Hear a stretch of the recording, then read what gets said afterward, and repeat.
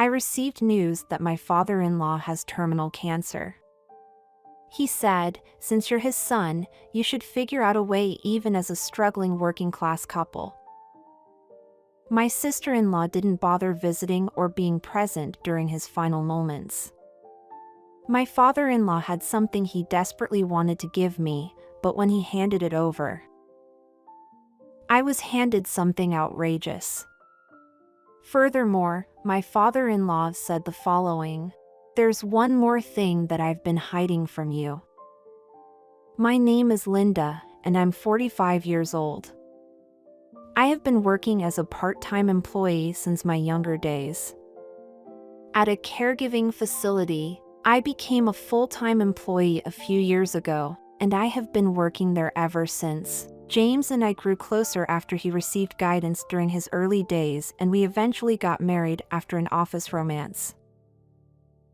My husband James and I grew closer after he received guidance during his early days, and we eventually got married after an office romance. And our only son is now a university student living on their own.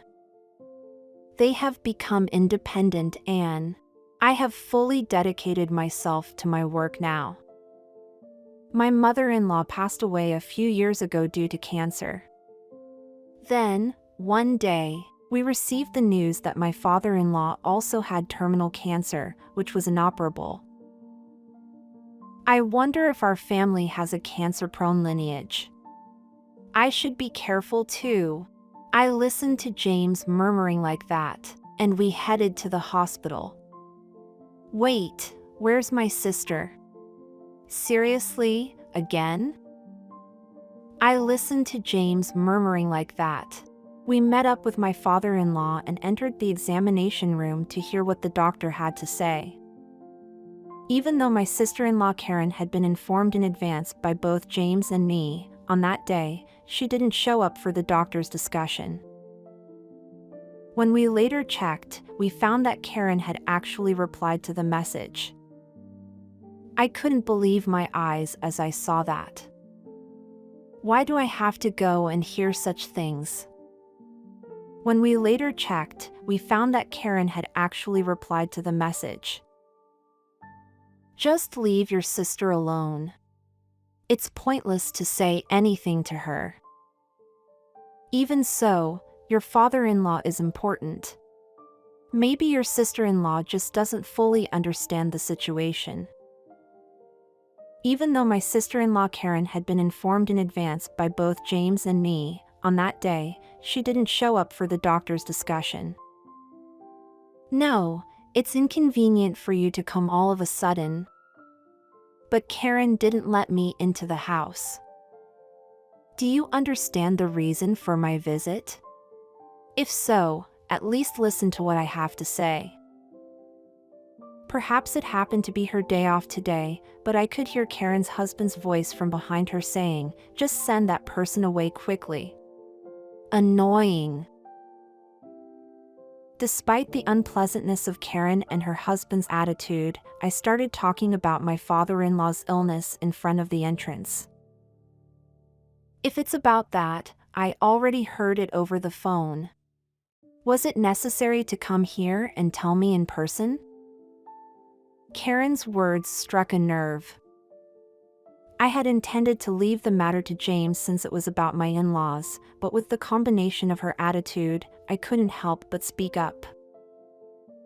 Your words are quite something, considering you can say that to your own parent in a difficult situation. I don't want to deal with it. Didn't you work in caregiving? You're not suitable. Just do your best as a struggling dual-income couple. Karen's words struck a nerve. Despite my persistence and plea for at least a little help from her, she didn't budge. Resigned, I made my way back home. Takeo. Just remember that there's not much time left for my father. James's words echoed in my mind. Karen is a full-time homemaker, so we had planned to rely on her for daytime caregiving. While I found fulfillment in my job, I hesitated to quit as it meant giving up something valuable. However, with Karen rejecting the caregiving responsibility, that option was becoming precarious. That night, I found myself discussing it again with James. If Karen and the others won't participate in caregiving, it means we, as a couple, have to take care of it ourselves, right? I implicitly conveyed my intention to James that I wanted to take turns and participate in caregiving. Then James's eyes wandered, and he said, "Linda, I'm sorry.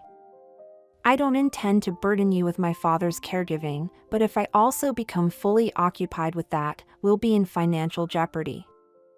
I support our household financially, so can't we find a way to rely on others?" Are you suggesting that I should give up my job that I worked so hard to become a full-time employee? I'm sorry. With James's statement, I finally made up my mind. Got it.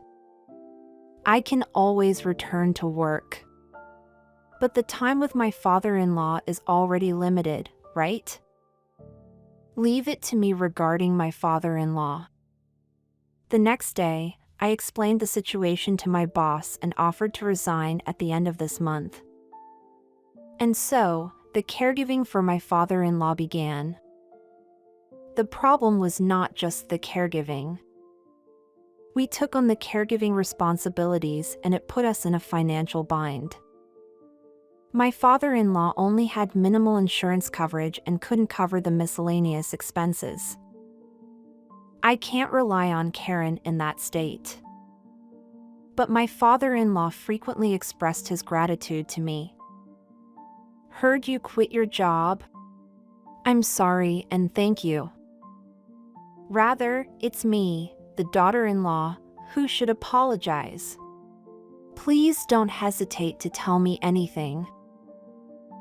When I said that, my father-in-law showed a relieved expression. On the first day of caregiving, I read a book and gave him a CD for my bookworm father-in-law. From that day on, I would complete the household chores every day and drive to the hospital, which took 30 minutes. James would also come to the hospital every day after work to check on my father-in-law's condition. My father-in-law never showed any signs of struggling with his treatment. However, as time passed, his condition deteriorated, and he had to start taking meals through a tube. Hey, sis. Dad doesn't have much time left, really. Can't you come and see him, even just for a moment? Don't talk nonsense. What's the point of getting involved with someone who's going to die? Just because I'm a housewife doesn't mean I have nothing to do. James tried to convey the condition of my father-in-law to Karen several times, asking if she could come and visit, but he was turned down. James tried to convey the condition of my father-in-law to Karen several times, asking if she could come and visit, but he was turned down.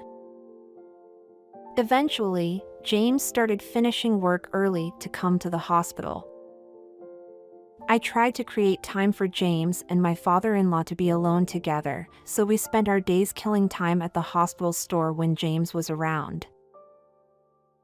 One day, when we returned from the store, my father-in-law told me something. Linda, thank you always. Though it may be small, I want you to be the beneficiary of my insurance policy. Father-in-law, it must be difficult for you to speak, so let's talk about this another time. Now, I feel a bit at ease. Actually, I wanted to talk about it now. It was at that moment when my father-in-law said those words. At that very calculated timing, the hospital room door was rudely opened and Karen walked in. Wait a minute.